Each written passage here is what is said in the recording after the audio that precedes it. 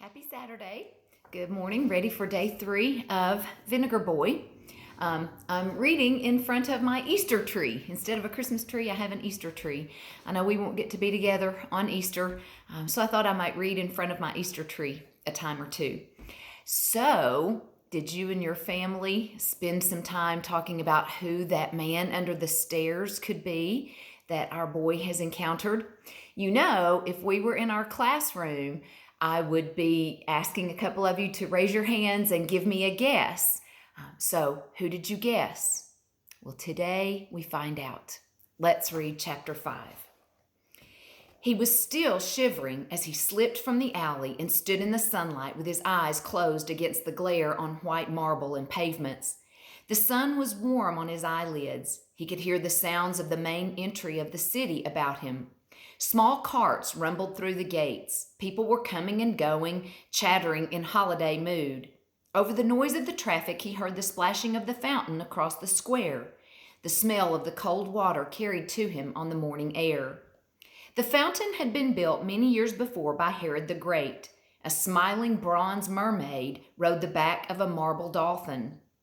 Both mermaid and dolphin had grown a little worn about the edges, and the mermaid had lost the fingers of one hand. But the water that fell about them from the aqueduct pipes was clear and cold. The overflow of the fountain basin ran into a series of troughs. Vinegar Boy leaned over the horse trough and tried to wash the blood from his arms and his garment. He rubbed the spots furiously. If he failed to get the stain out, he would have to explain to Nicholas about the alley and the dangerous stairs. A few frowsy-haired women with sleep-laden eyes filled their water pots at the pipes. Suddenly their chatter ceased, and the boy knew why at the moment the silence fell. His cheek began to flame. Shame and hurt pushed his breath into a lump in his throat, and he was angry with himself for caring. He had heard that sudden drop of conversation before, that sharp intake of breath, half horror, half pity, and then the thin, excited whispers. He bent his head quickly and began to splash the cold water over his face. The heat in his face died, but the anger continued to be like a hot, heavy coal in the middle of him. The women resumed their chatter, set their water pots on their shoulders, and moved away. Vinegar Boy went to the line of public gourds setting on the fountain rim. He selected a fair-sized one about the shape of a man's head and waited his turn at the pipes. Water from his garment dripped down his legs and into his boots. He could feel the water oozing lightly about his toes.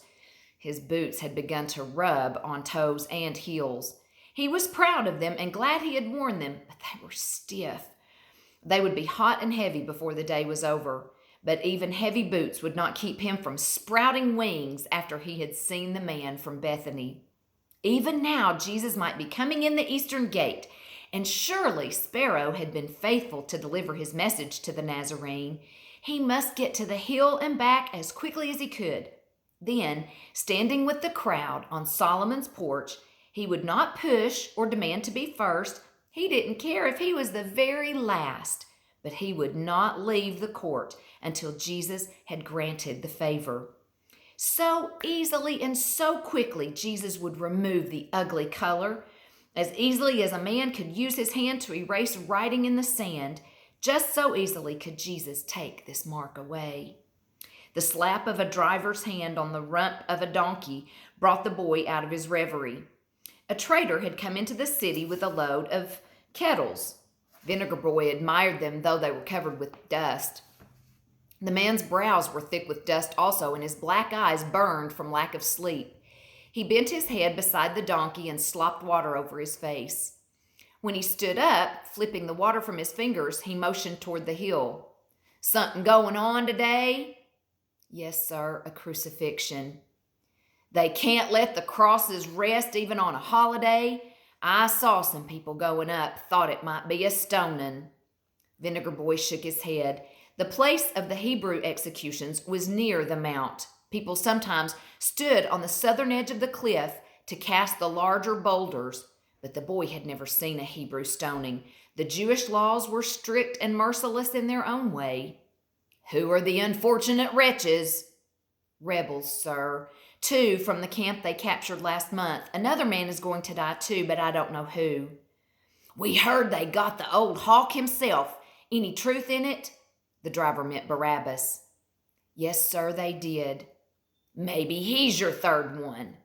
I don't think so, sir. I live at the garrison, and we heard that the governor might send him to Rome in time for the emperor's birthday.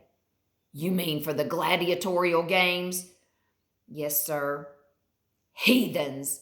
The trader clicked his tongue, and the boy noticed that a tooth was gone from the front of his mouth. Are you going out? Oh, that was the old man saying, Are you going out? Yes, sir, I have to go. Sure, everybody has to go. What is there about a thing like that to draw the people like gnats? He clicked his tongue again. Leeches, that's what they are. Blood-hungry leeches. But I do have to go, sir. Oh, sure. The driver gave the donkey a slap. A boy like you ought to tend his own business. And the donkey moved away, the brass kettles bobbing and swaying.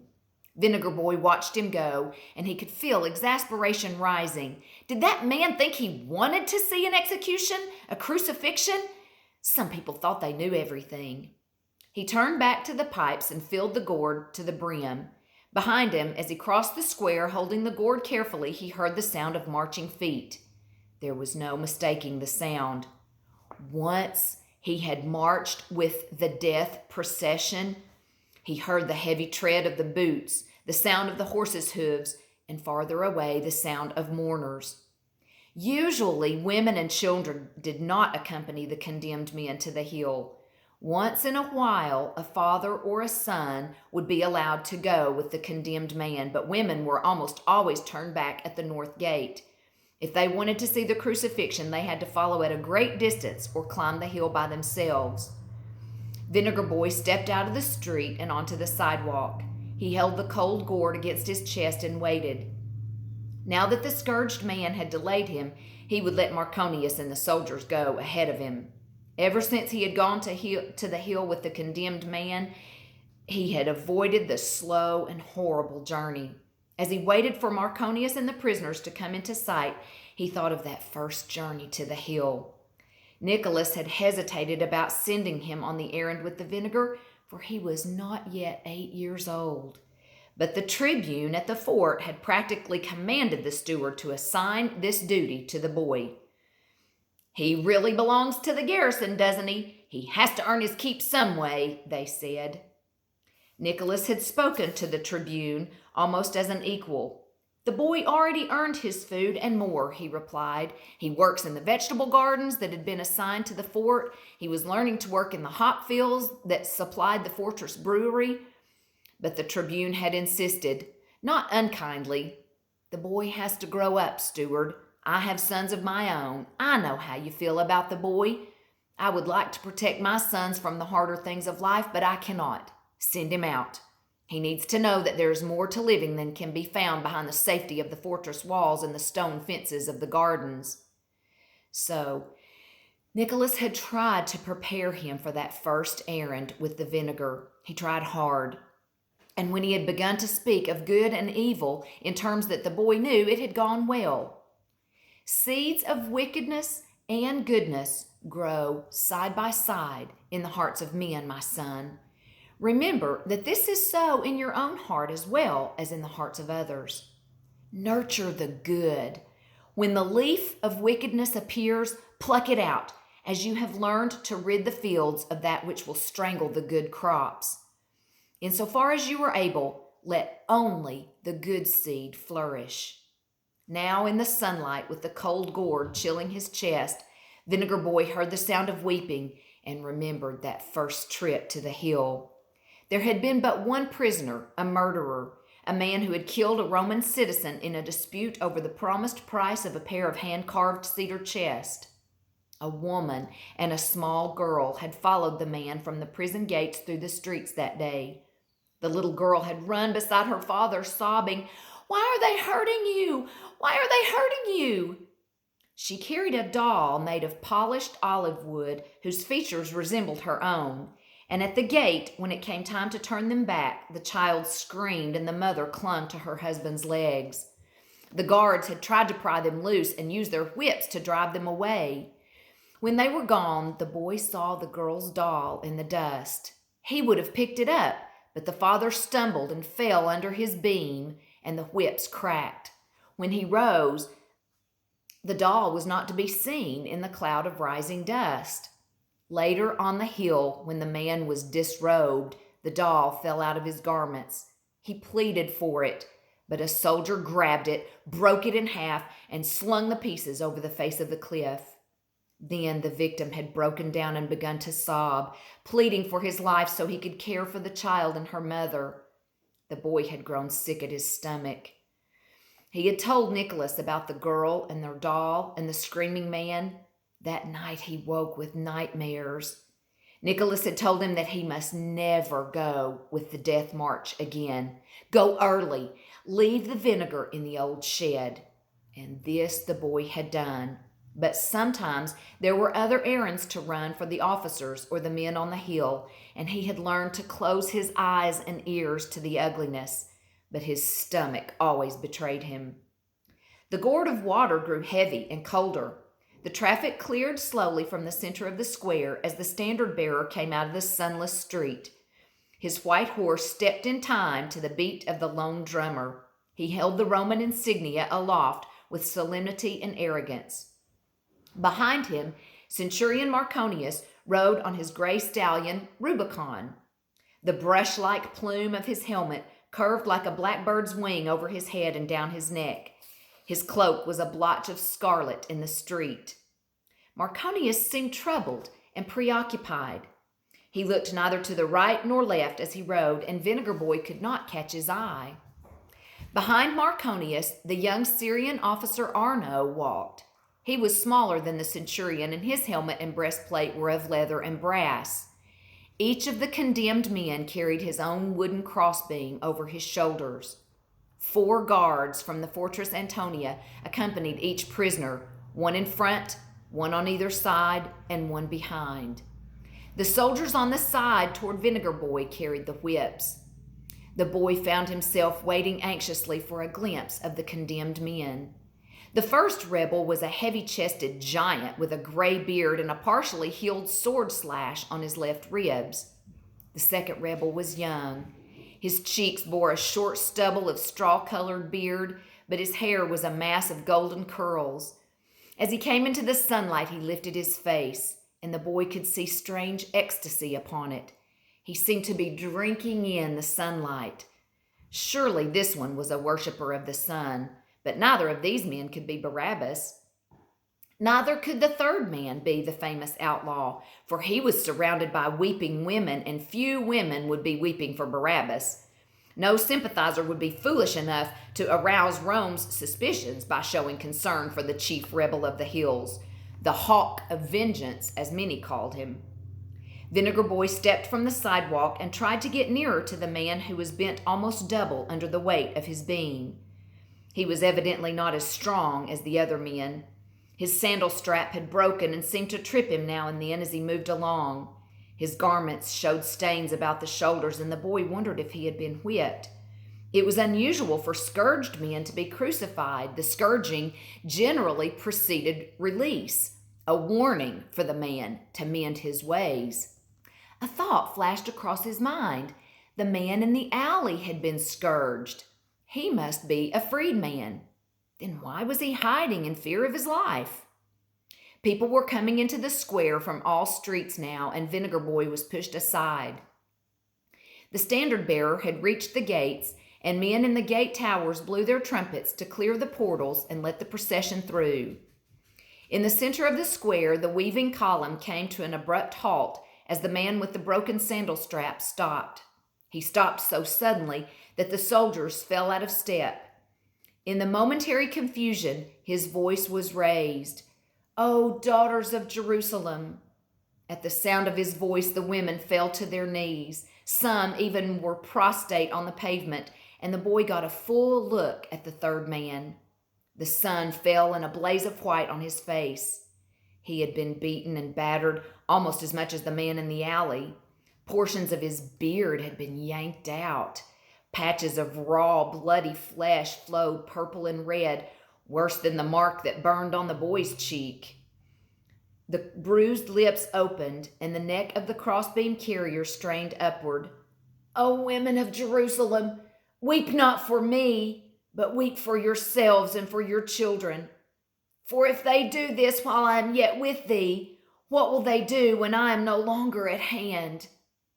The whip rose, and the man staggered on. The women fell back slowly. A very few, not more than 3 or 4, followed at a distance when the procession left the gates. Those who turned back helped bear each other up. The gourd had driven a chill right through to Vinegar Boy's shoulder blades. Where had he heard that voice before? "Weep not for me." Something flopped and quivered inside him. He stopped one of the weeping women and asked, "Who is he, that man who spoke to you?" The woman stared from dull eyes. "Be gone," she said. "Leave us to mourn in peace." But her companion gazed on the boy with reddened eyes. "Did you not know him?" she asked. "The Rabbi of Nazareth?" The fire of the birthmark flamed on the boy's cheek. The gourd dropped from his hands, water splashed his boots, and the woman brushed the drops from her dusty skirts as she went on, lost in her misery. Vinegar Boy looked after her with dazed eyes. Jesus of Nazareth was going to die? Why? What had he done? If they killed him, there would be no more miracles. He started to run, to follow the procession, but his boots kicked the gourd and it spun in the sunlight, holding him in a grip as strong as those hairy fingers had. The memory of his promise turned bitter on his tongue. He had told the man he would be back. And he had left the vinegar as pledge. Jesus would need the vinegar. The boy cast a frantic look northward. Already the crowd at the gates had obliterated the death procession. He grabbed the gourd from the pavement stones and dashed back to the fountain to refill it. Chapter 6. When Vinegar Boy returned to the alley, the man was still crouching on the worn sandstone sill of the old cellar doorway. 2 weather-beaten boards had been bolted across the doorframe to keep the planks of the door from falling into the alley. The hinges were of cracked leather, and as the man leaned against the door, the whole frame moved under his weight. The bolts that had been used to fasten the supports were loose in the walls. Vinegar Boy held the gourd for the man. As he drank in huge, painful gulps, impatience pounded in the boy's veins. "Hurry, hurry," he screamed to himself. But the man's life depended upon the water, and he drank as if he were fully aware of that. When he had finished drinking, he told the boy to pour the rest of it over his bare, raw shoulders. "Easy, it burns like fire." The water ran slowly between the channels of open skin and matted hair, carrying blood and bits of flesh with it. A puddle formed in the hollow of the sill beneath the man, and when at last the gourd was empty, the man said, "Now I will have another swallow of that wine." The boy held it out reluctantly. The vinegar flask looked small in the man's hand. "Not too much, sir, please. And please, I have to hurry. I have to get to the hill. The procession has already left the city." The big hand cracked the stopper so hard that the boy feared the neck of the bottle would burst. "I heard them. Tell me, was there one with short hair, like golden flames?" "Yes, sir. He seemed glad to see the sun." "How is it today, the sun?" "Strong and climbing fast." "Good. Dismas was afraid they would take his head off in the dungeon. He wanted to die in the sun, if he had to die." The man's fist began a low thudding on the old door frame. He began to curse low and violently. The boy waited. "Is Dismas your friend?" "As close to me as any man could be. Not of my own loins. The Romans took his father's vineyard years ago, over his father's body, and the boy had been in the hills with me ever since. Together we gathered one Roman neck for every grapevine they had stolen." The hatred in that voice made the boy sick. A silence fell, and he held out his hand for the vinegar. "Please, sir, I have to go."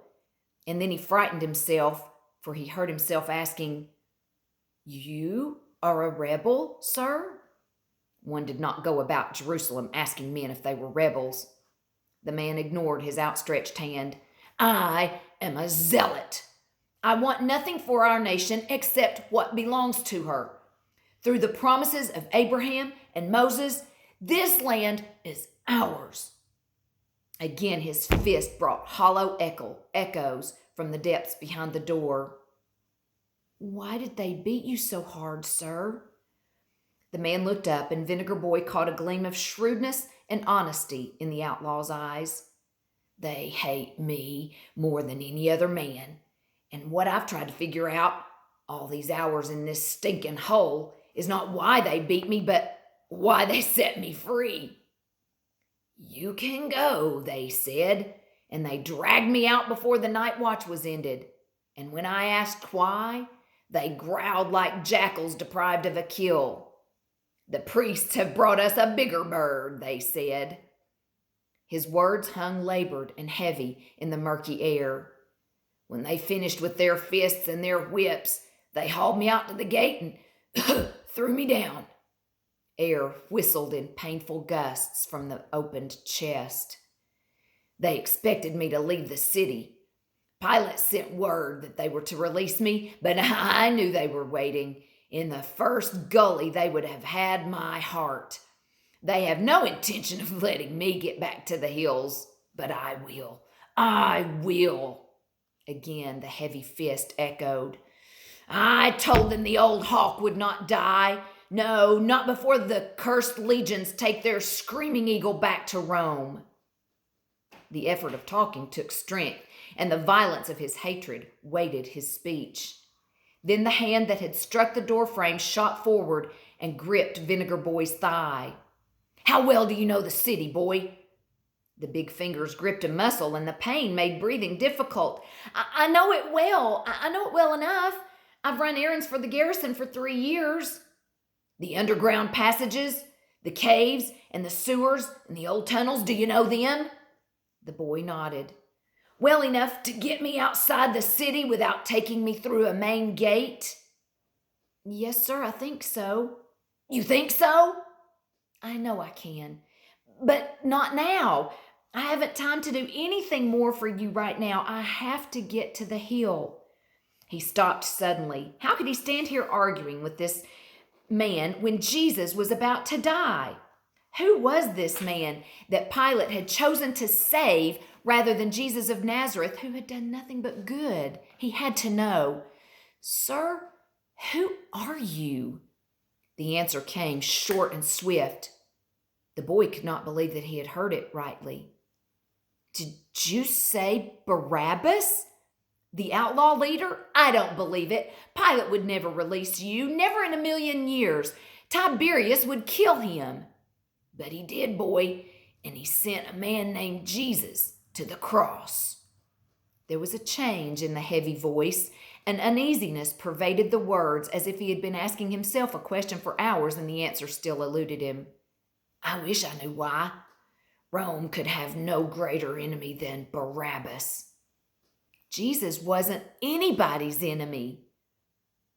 On the upper street level near the entrance to the old stairway, children could be heard laughing and shouting. One threw a rock down the ancient stairwell. It struck the steps and bounced over the boy's head. He heard it strike the soft earth behind him. "Jesus brought people back from the dead. He didn't kill them." "I've heard that they accused him of being one with us. But as you say, boy, from the little I knew of him, there was no likeness between us. No, he helped people. He did miracles. Suddenly, Vinegar Boy made a desperate decision. He had to go. Leaning forward, he grabbed at the vinegar bottle in the outlaw's hand. Barabbas, startled by the onslaught, brought his arm up quickly. His elbow caught the boy in the chest and sent him reeling backward. His head cracked against the edge of the stone columns. The pain made stars, and through the whistling blackness, he thought he could hear the man saying, I'm sorry. Here, let me. Barabbas was standing, trying to probe his head for a cut, and the boy, even while his head reeled, could not get away from the sickening odor of blood and sweat. His stomach churned. Let go of me, he stammered. Let go. Barabbas was still holding him, leaning forward slightly. A shaft of light fell for a moment, full on the boy's face, and the man gasped. What's the matter with your face, boy? I sure didn't do that. His head was clearing. The stars had converged into the dim light of the alley. You didn't hurt my face. It's a birthmark since I was born. Barabbas clucked. The sound, so unexpected, made the boy think of Nicholas. He could feel the rush of hot tears to his eyes. His head ached and his stomach was still turning. I was going to get it fixed today. Jesus was going to fix it. And so he could have, boy. I don't blame you for wanting to be rid of it. There was comfort in those words, and they tore down the boy's dam of restraint. The boy's words came in tears. This was supposed to be my day, and it's spoiled. They should be killing you instead of him. And Barabbas said nothing. And the boy babbled on, telling of his need, of his desire for a name, and how Nicholas wanted to adopt him. When the boy was finished, feeling childish and foolish and ashamed, the outlaw said softly, I understand. And I want you to have your miracle. He put the bottle of vinegar into the small, trembling hands. Go, while there's still time. Vinegar Boy gripped the bottle and his heart lifted in thanksgiving. But what about you, sir? If they come in here and find you, they won't find me. Will you hide until I get back? I'll come back and take you out. Another idea came springing. Or I could draw you a map, sir, if you think you could make it on your own. Vinegar Boy slipped the strap of the bottle over his shoulder and searched for a piece of plaster. Then he moved to the boards that covered the old door. Now listen and watch closely. He sounded like Nicholas giving instructions. Here there's an old sewer grating that can be lifted. You must go back up the stairs, and here the old tunnel connects with the cistern. From there you turn left into the corridors that lead behind the old stables. The map drawing went on until the line came out behind the pool of Siloam, in the southeastern corner of the lower city near the valley of rubble, where a man could make his way to the salt sea and into the mountain ranges, into the wilderness of Moab. Barabbas listened. He leaned forward to study the map through his swollen eyelids. His breath came hard and bubbles of blood formed on his beaten shoulders. Vinegar Boy threw the chalk down. It's no use. You couldn't get through by yourself. You'd come out in the wrong place and get killed. You're right, Barabbas agreed. I couldn't make it, boy, not by myself. But I have an idea. I'll hide here in the cellar behind this door. Nobody will look in here for me. I'll stay here until darkness. Then you can bring a cloak, and we'll go out by the gate. Somehow we'll do it.